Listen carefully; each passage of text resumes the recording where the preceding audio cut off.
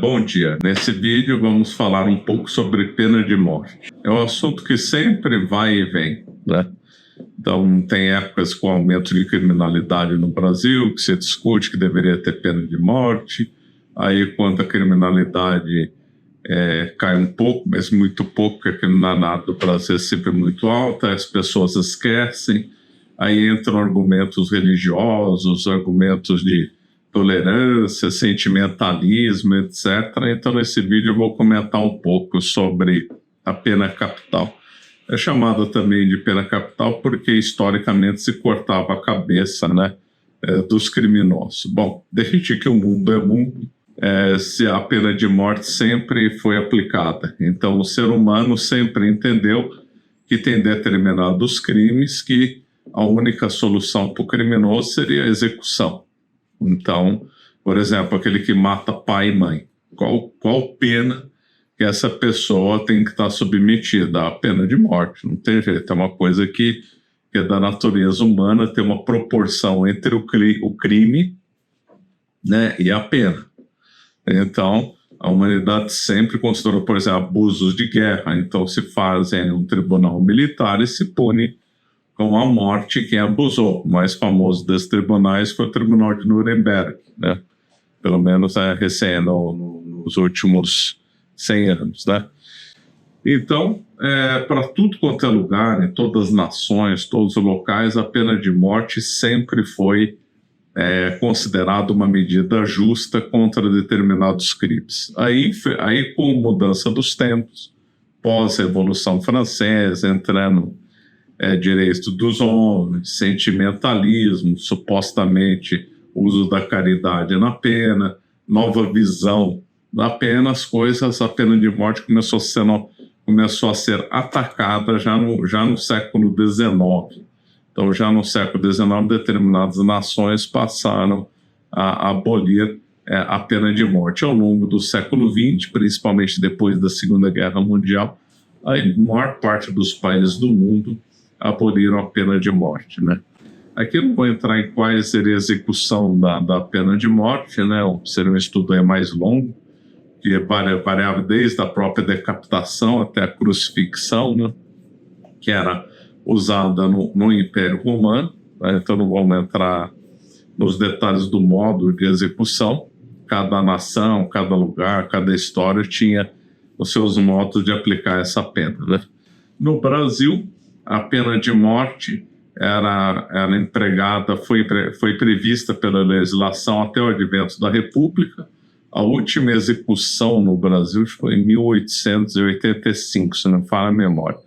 O imperador Dom Pedro II, como estavam muitas penas, né, então alguém condenado à pena de morte, ele mudava a pena. Então, Dom Pedro II usou muito desse direito que lhe cabia de comutar penas. Aí, com o advento da República, a pena de morte foi abolida, porém, na Constituição de 37, a polaca, né, aquela outorgada pelo Getúlio Vargas, a pena de morte voltou a ser prevista, tanto em tempo de paz e guerra, né? Mas não teve nenhuma aplicação. Acho que, pelo que eu saiba, ninguém foi condenado à morte em 37. Aí a Constituição de 46 voltou a proibir a pena de morte, e a pena de morte voltou a ser prevista na legislação em 1969, com a reforma da Constituição de 1967. Então, em 1969, a pena de morte voltou a ser prevista, e teve um caso de uma condenação, que foi do Teodomiro, que era um guerrilheiro de esquerda, mas a pena dele também foi comutada, então não houve nenhuma execução. Mas pela legislação pós da República teve esses dois momentos, a de 37 e a de 69, e um condenado que teve a pena comutada. A Constituição de 1988 proibiu a pena de morte, porém, ainda na legislação brasileira é prevista a pena de morte em caso de guerra, né? Muitas pessoas esquecem disso. Então, se o Brasil declarar guerra a alguém, espero que isso não aconteça, alguma nação, e tiver algum caso que seja previsto, enquadrado na legislação, então uma pessoa poderia ser condenado à morte, né? No mundo atualmente, quem são as nações aí principais que aplicam a pena de morte? É Estados Unidos, China e os países árabes, de um modo geral, aplicam a pena de morte. Singapura também aplica. Tem outros locais em que a pena de morte é prevista, mas não é mais aplicada. Por exemplo, Cuba tem pena de morte, né, na legislação, mas não é aplicada já faz mais de 20 anos. Na União Soviética era aplicada a pena de morte, todos os países comunistas aplicavam a pena de morte. Coreia do Norte aplica a pena de morte até hoje, né? Na Europa Ocidental, que eu saiba, nenhum país mais prevê a pena de morte. A Inglaterra teve a última execução nos anos 1960. E agora vamos entrar em questões aí mais ligadas à Igreja Católica. Bom dia. Hoje estamos inaugurando nossa livraria virtual, em parceria com a SEDET.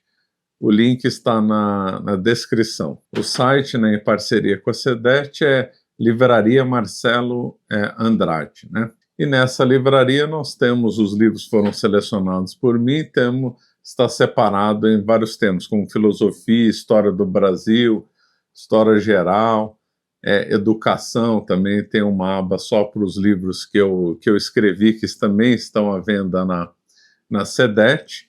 E como promoção de inauguração, estamos fazendo aí um mega desconto. Só que o problema desse mega desconto é que na aba do mega desconto nem todos os livros são de minha recomendação, né? É um padrão aí da SEDET, aí entram outros livros além dos recomendados, né? Mas nessa mega promoção, há uns descontos que realmente estão imperdíveis, como, por exemplo, a coleção de História da Educação do Costa Nunes. Então, esse livro aqui, né, a coleção Costa Nunes, ou Rui Nunes, né, tanto faz. Então, ele conta a história da educação na Idade Média, na Antiguidade, Idade Moderna. Olha, excelente, altíssimo nível esse livro, muito bom. É um dos livros que eu sempre recomendo sobre educação. Então, aqui ele comenta aqui, na página 201, só para dar um exemplo, ele comenta aqui sobre São Jerônimo, sobre a perícia literária de São Jerônimo. Então, coisas assim preciosas que, infelizmente, são pouco divulgadas, né? Então, esse livro aqui, eu acredito que é imperdível. Todo mundo que quer ter cultura, conhecer sobre a antiguidade cristã, Idade Média, católica, Idade Moderna, tem que ler o livro do Costa Nunes. E a coleção dele está com 50% de desconto, olha, está imperdível. Outro exemplo, a Desinformação do Pacepo, um clássico também, 50% de desconto. Karl Marx e o Diabo, do Paul Kengor, também está com 50% de desconto. A coleção do Pedro Calmon, de História do Brasil, está com 45% de desconto, e há outros também nessa faixa de desconto. Então, são descontos assim bem interessantes, imperdível. Os meus livros estão com desconto de 15%. Então, não perca a oportunidade, corra lá na minha livraria, há excelentes opções de compra, e não perca essa mega promoção, né? O link está na descrição. Obrigado. O Vaticano previa pena de morte, né, para dentro do seu território, que é o Vaticano, dentro da cidade de Roma.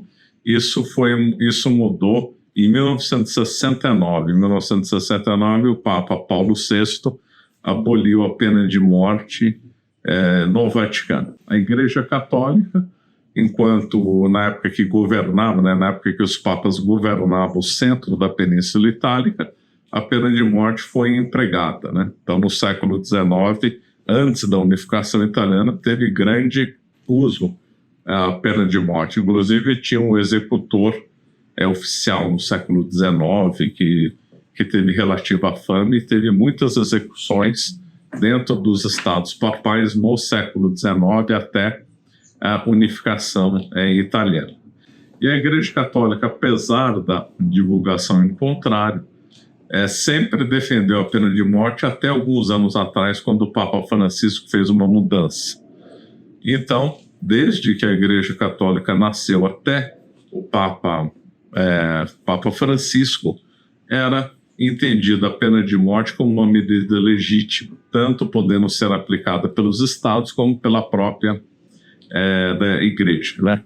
Isso nós vemos aí grandes santos que sempre defenderam a pena de morte, como principalmente São Tomás de Aquino, o maior doutor da igreja, que lá se encontram os melhores argumentos. Mas também papas também defenderam a pena de morte, como São Pio V, São Pio X, entre outros, né?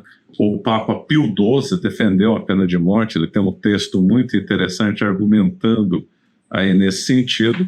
O Papa Paulo VI, embora não tenha alterado isso no catecismo, proibiu no Estado do Vaticano.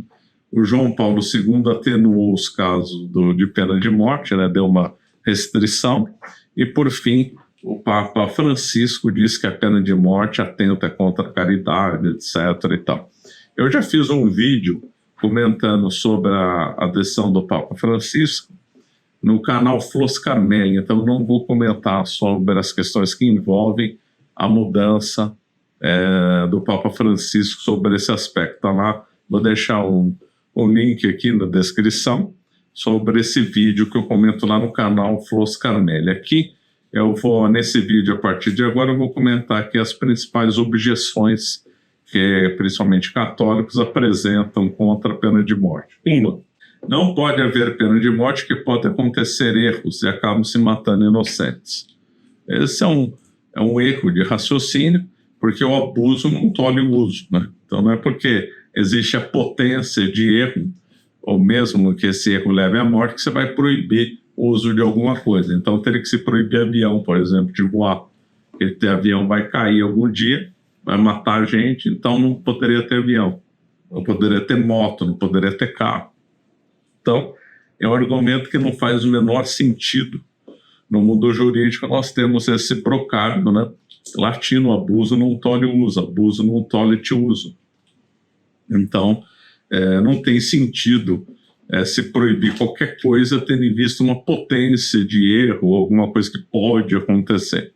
Mas isso aí não faz o menor sentido. Segunda objeção: o erro não justifica outro. Aqui já começa um problema de lógica, né?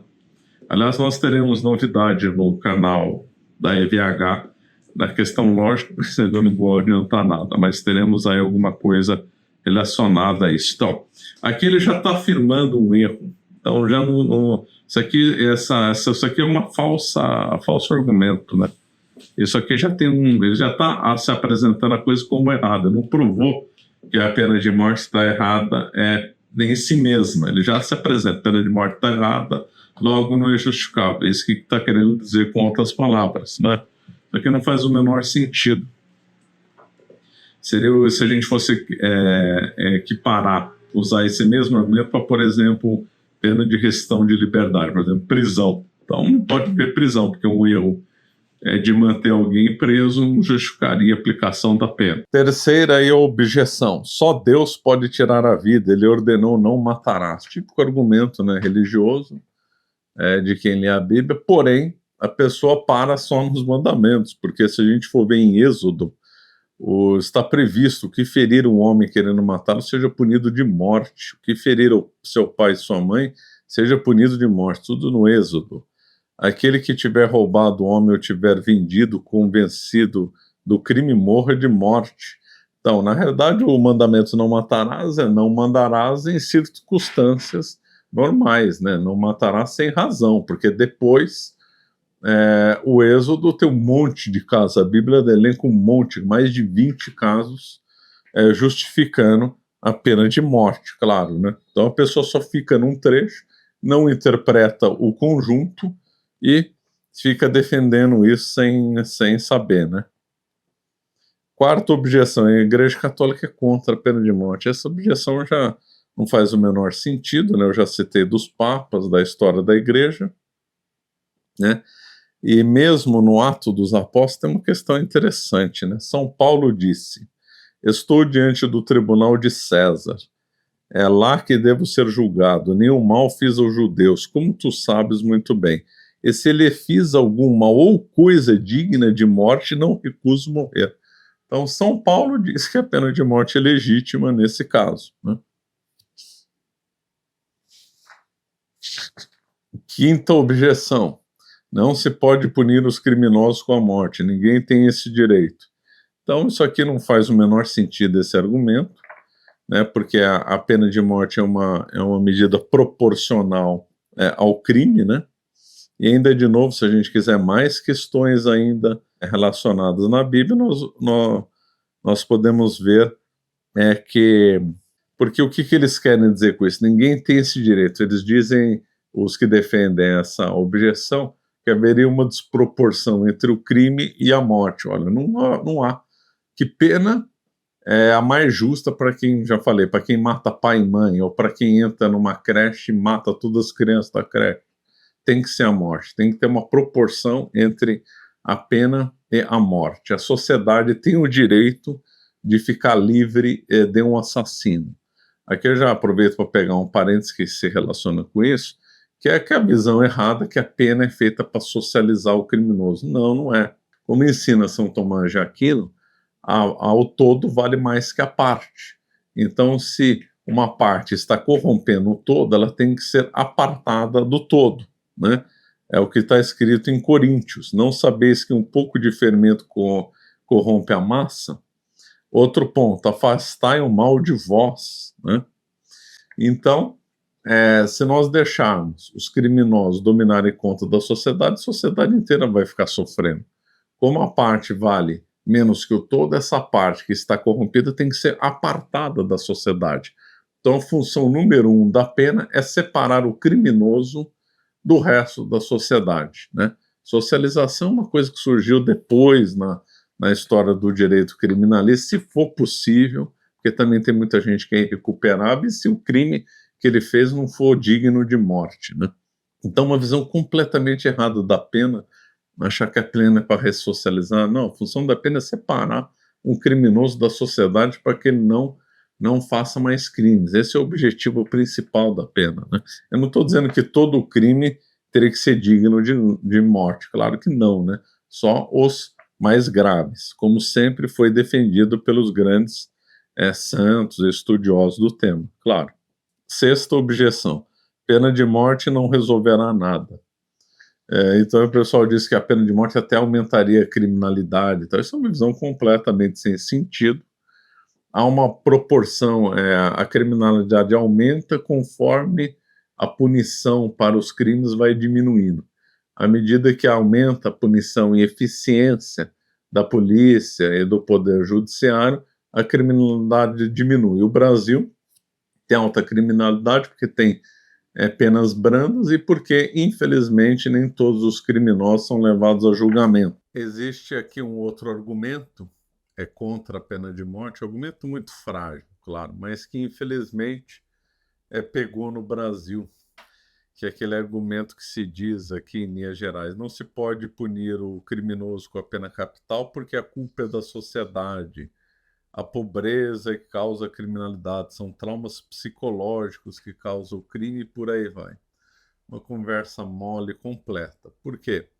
Porque não é porque a pessoa teve trauma psicológico, se é rica, pobre, se é remediada, cometeu um crime, a culpa é dos outros. Não, não é. A culpa do crime é da pessoa. Os outros não têm culpa se ela teve algum trauma, se ela é pobre, rica, remediada e por isso cometeu algum crime. É uma coisa completamente sem sentido colocar a culpa nos outros, na sociedade, por uma pessoa ter cometido o crime. Esse argumento, no fundo, é fruto da escola de Frankfurt. Dentro da escola de Frankfurt, se não me engano, com Horkheimer, saiu essa pérola, né, de querer empurrar a criminalidade como culpa da sociedade e não dos criminosos, né? Então essa aqui, na realidade, é uma estratégia marxista, né? É uma estratégia para tentar minar o sistema, dizer: olha, o capitalismo produz a criminalidade, olha, a desigualdade social produz a criminalidade, só o comunismo vai poder consertar a sociedade, só o comunismo vai evitar a criminalidade e tal.